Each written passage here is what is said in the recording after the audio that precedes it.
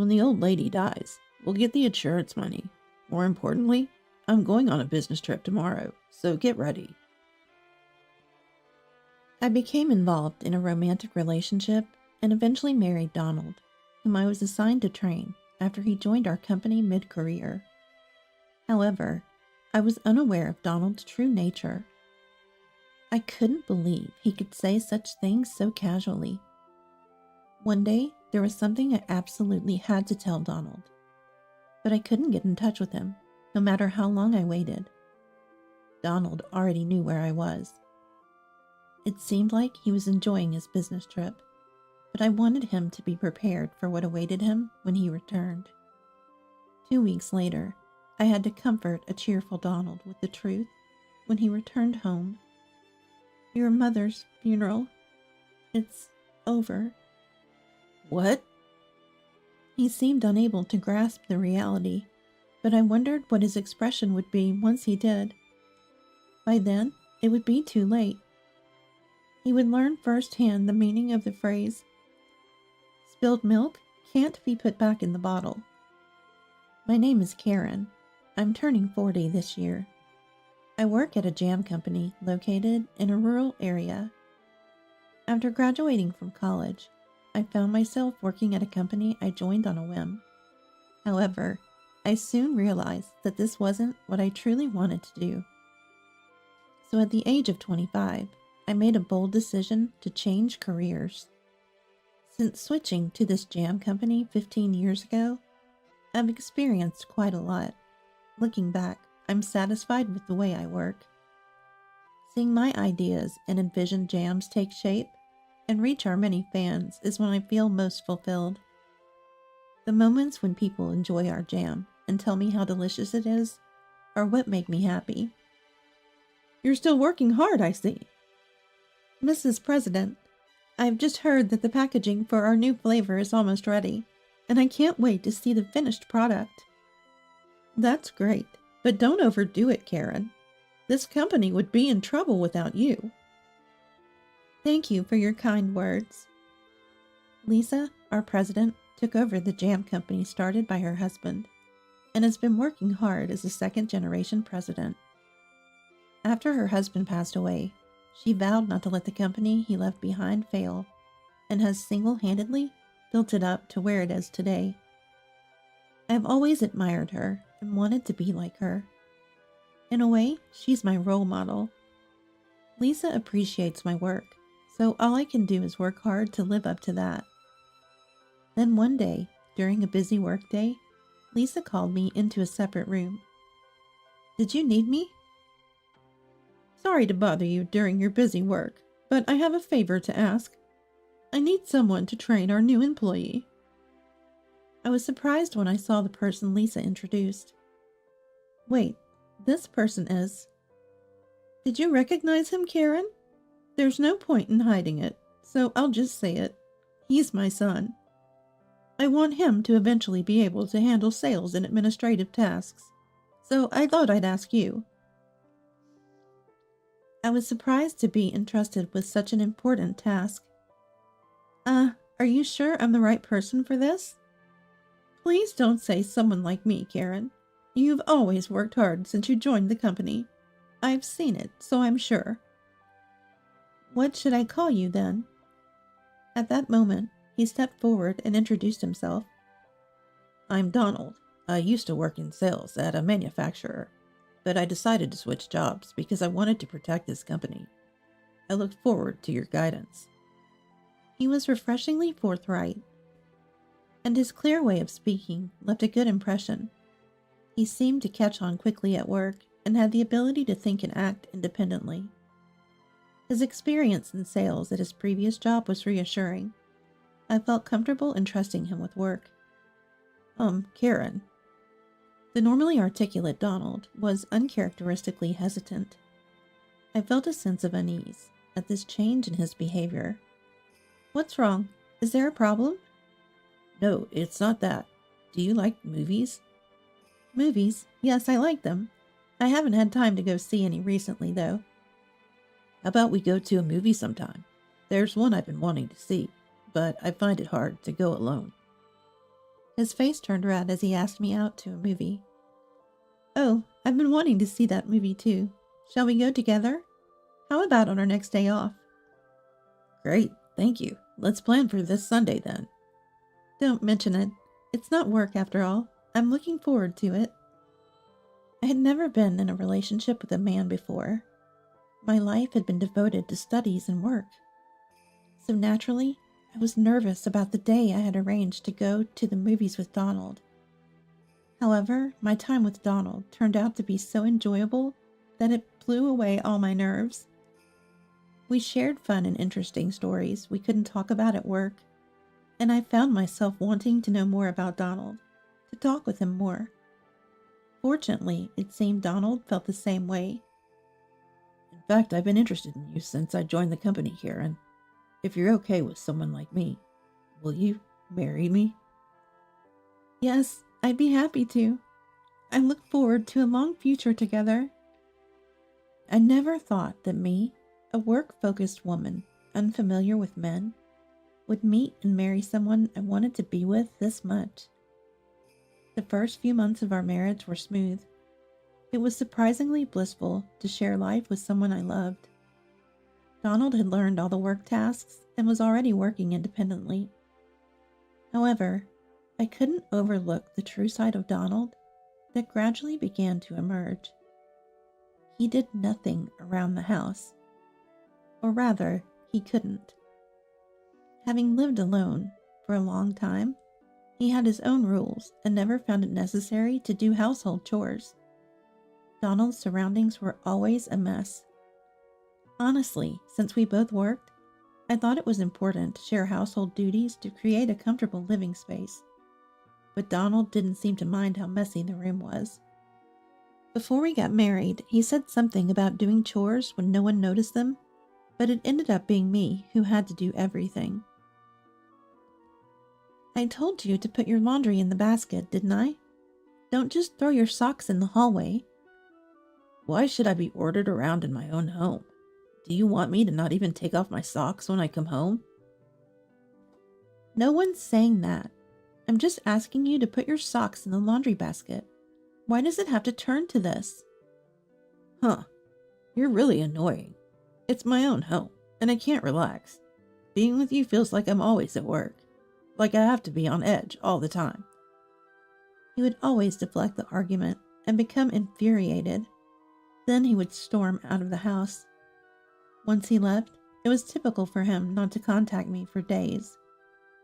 The departmental transfer after our marriage meant Donald was working in a different department, so I didn't have to endure awkward moments at work. He seemed to be coming to work all right, but I wish he would stop clicking his tongue every time we passed in the hallway. It was irritating to hear that sound every time we passed each other. It was like dealing with a small child. After a while, he would return home as if nothing happened. And I decided not to stir up trouble by saying nothing. Hey Karen, there's a game I've been wanting to buy. It's okay if I get it, right? Knowing I dislike conflict and tend to clam up when arguments escalate, he spoke with that understanding. Not wanting to escalate the conversation and create more conflict in the same house, I reluctantly agreed. It's fine. I'm sorry for not considering how tired you must be from work. In a feeble attempt to push back, I echoed his sentiment, but it seemed to have no impact on Donald. In fact, he didn't seem to notice at all. He only seemed to hear my approval and was already meticulously choosing which video game to buy on a website. The way he acted, as if nothing was wrong, after I had been worried about Donald not coming home and wondering if I had communicated poorly, left me with nothing to do but sigh. Then one day, I received a call from my mother back home. My mother and I have a very close relationship, and we go on a trip together once or twice a year. Ever since I started working, I've been paying for these trips as a small way to give back to her, and inviting her has become an annual tradition. My mother is surprisingly active for her age, and I'm always happy that she readily agrees to my invitations. This year, I thought it would be fun to go all out and visit a theme park. I was looking at the website when Donald came home, but I didn't notice. What are you looking at so intently? Oh, welcome home. I was just thinking of going on a trip with Mom. It's like an annual tradition, making memories together. Donald's expression soured, as if he'd bitten into something bitter. You're the type to still hang out with your mother, even after becoming a working adult? What's so strange about going on a trip with my mother? Is it weird? I was just trying to decide where to go. So you'll be away from home for the trip? I won't be gone long, just overnight, don't worry. Donald glanced around the room before responding. You're married, and still going on trips with your mother? What about me? And if no one cleans for a day, the house will get dusty.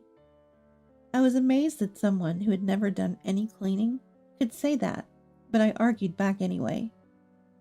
We both work during the day, so the house doesn't get that dirty. Besides, I'll make sure to clean thoroughly before we leave. Anyway, about this trip, I never said you could go. Don't you lack awareness as a wife who should be taking care of the home? I thought to myself that I also work full-time, but realized it was futile to argue further and said nothing. After all, I'm an adult. Donald shouldn't have any trouble managing for a day without me. Then Donald snorted arrogantly, as if he had misunderstood something. The recently hired Nancy seems much more capable than you. Nancy is a woman who joined our company this year, working in the same department as Donald. I didn't understand why he brought her up suddenly, but I didn't want to contribute to the conversation, so I didn't ask. Looking back, I wish I had delved deeper into what he meant about Nancy. I decided to go on the trip with my mother despite Donald's objections. However, 5 days before the trip with my mother, on a Sunday, I received a call from an unknown number. Thinking it was work-related, I answered casually, but it turned out to be from a hospital. My mother had been in a traffic accident and was urgently taken to the hospital. What should I do? Mom has been taken to the hospital because of a traffic accident. Huh?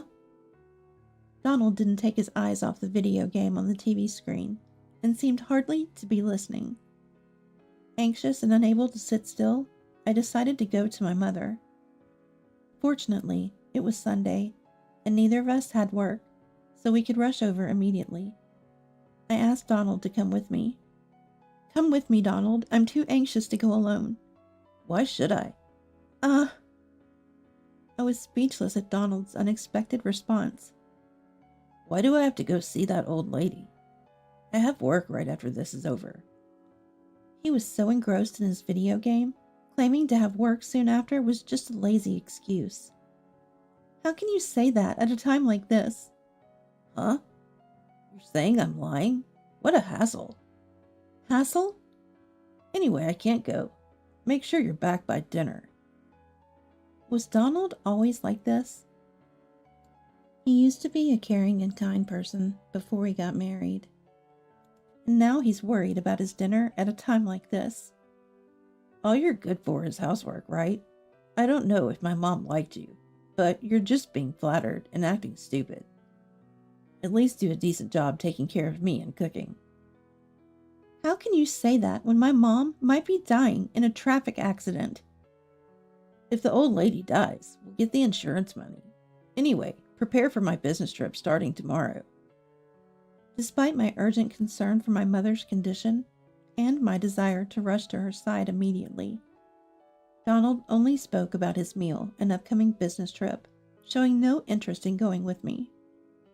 This made me fear the worst-case scenario, getting caught up in his pace and not making it in time to see my mother possibly one last time.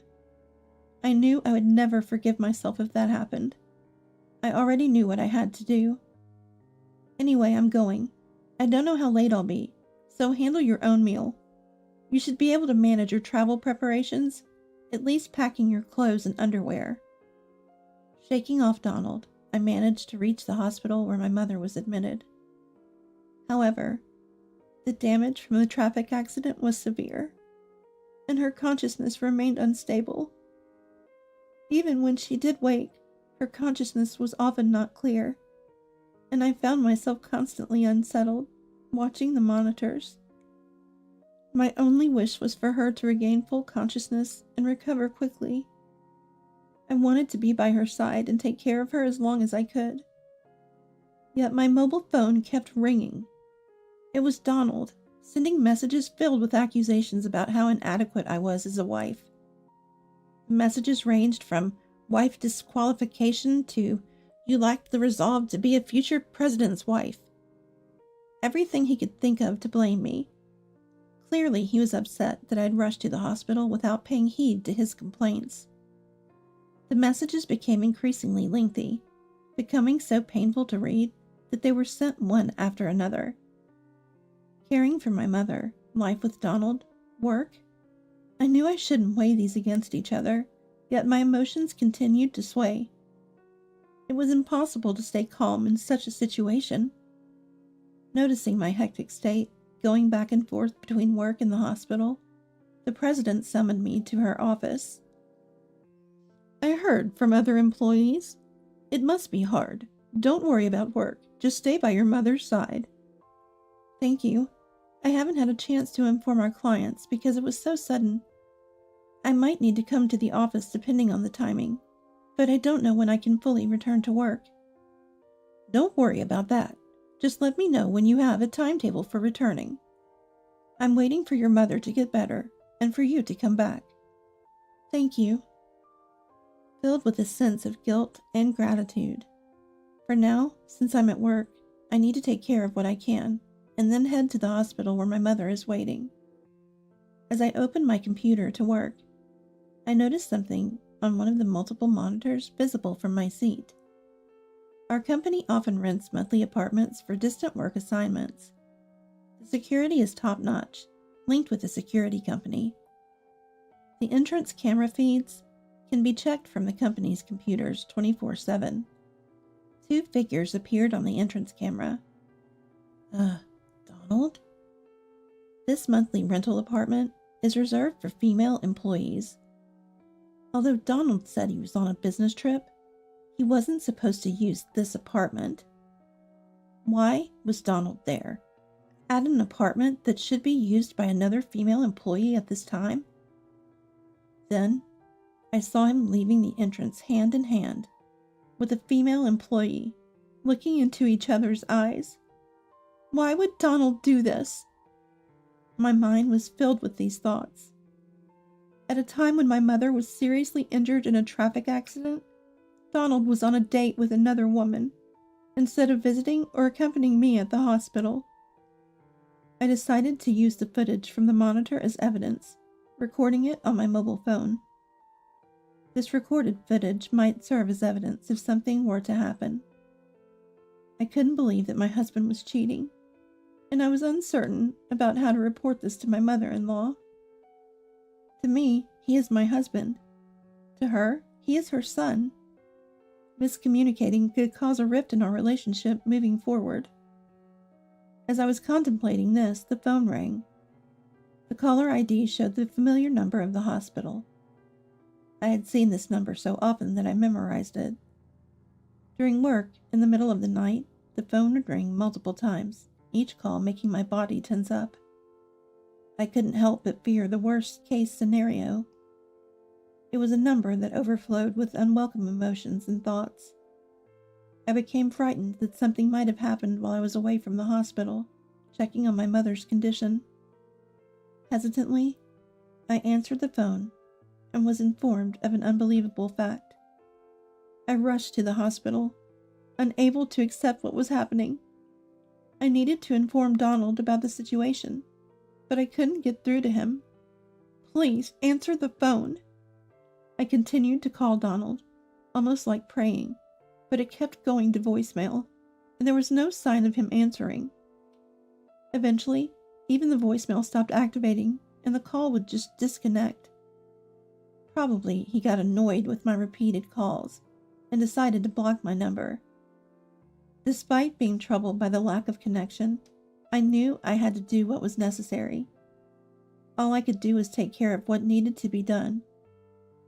I decided to return home and prepare what was needed. With a multitude of thoughts about what to do next, my mind was in turmoil when Donald returned. I'm back. I brought some tasty meat as a souvenir for my trip, so cook it for me. Hearing his carefree voice, I realized Donald had returned. Donald, you're back. You're late. Yeah, I got held up with some work. It took longer to return than I expected. Donald, I sent you messages. As I was choosing my words, Donald suddenly started to rejoice. So, the old lady finally died. You were her only child, right? You don't have a father, so you'll receive the full amount of the insurance money, won't you? While saying this, Donald showed me a catalog. I've had my eye on this car for a while. What do you think? If you say you want to go for a drive in the passenger seat, I might take you. What was he talking about? Your mother's funeral. It's over. Huh? That's right. Your mother's funeral. I tried contacting you several times, but couldn't get through.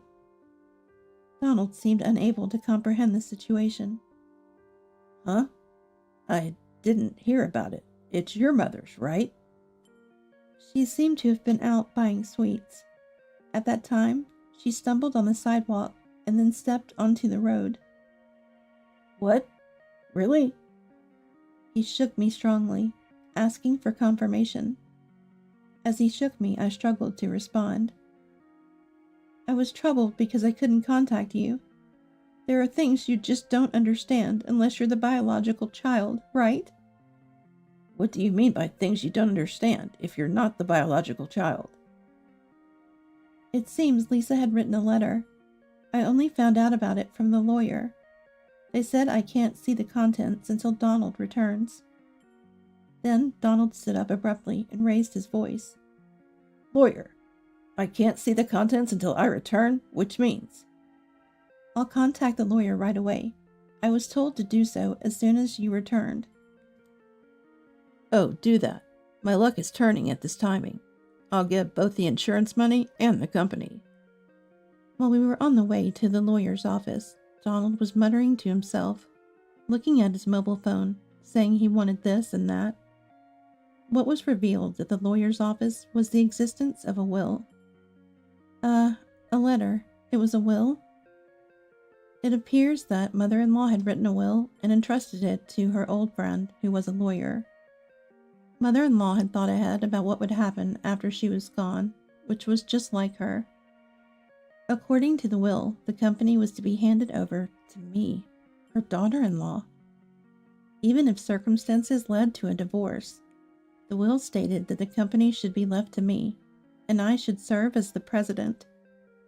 I didn't know about this. What? That's ridiculous. Why would the wife get it when the real son is here? What about me? Since that was all written in the will, Donald shouted, Hey, this can't be valid. And what's this about a divorce? I calmed the shouting Donald down and left the office. After a few days, Donald seemed to have thought it over. He came to me as if nothing had happened before, acting affectionately. Hey, if you're the president, then naturally, I can become at least the vice president, right? I can't stand working under you, but I'm not just an ordinary employee. His thinking that he could become the vice president was hard to comprehend. I called Donald into a room at the workplace. Donald, you can't always just be an ordinary employee. Please check this document. If I sign this, I'll be the vice president, or maybe even the chairman, right? Either way, show it to me quickly. I handed Donald a single document. A termination notice? What's this? As you can see, I intend to fire you. What? That's ridiculous. So this is revenge for my attitude, huh? This is a summary of the reasons. I showed him a document outlining his numerous problematic behaviors, misusing company funds, repeatedly engaging in unnecessary entertainment, causing discomfort to clients, and the unauthorized use of the company's monthly rental apartment. I had heard from Lisa and did some digging. The more I looked, the more came out. I know about you entering the monthly rental apartment that was rented for a female employee. Then it's termination? If that's the case, then fine. You can work hard and support me. This is not about the home. We're talking about work right now. Ah, yes. Finally, I'll have a life being supported. Well, it's easier that way. Donald signed the document without properly checking it. I confirmed the signature and took out another document. A divorce application? What does this mean? It's a divorce. This is not as a president, but as your wife's final request. What do you mean, divorce? I was planning to live off your earnings from now on. He looked at me with pleading eyes, as if clinging on. Using the company's money to cheat on me so nonchalantly? No, I was out of my mind at that time, Karen. You're my only real love. There's no such thing as a main love in marriage. You cheated and took that attitude because you were prepared for the consequences, right? As I stated this calmly, Donald began to panic. Don't abandon me like this. If I'm fired from the company and divorced from you, how am I supposed to live? You're an adult. You can earn your living, can't you? And you think we can go back to normal even after you've cheated? Then, Donald looked at me with teary eyes. Hey, do I really have to sign this? I think we can still make it work. I have no intention of making it work. If you don't want to sign, I will proceed with the lawyer as it is. Then Donald, as if resigned, signed the divorce papers. I took the signed divorce papers from Donald and faced him. I'll tell you one last thing. That woman you cheated on me with while claiming to be on a business trip, she's something else.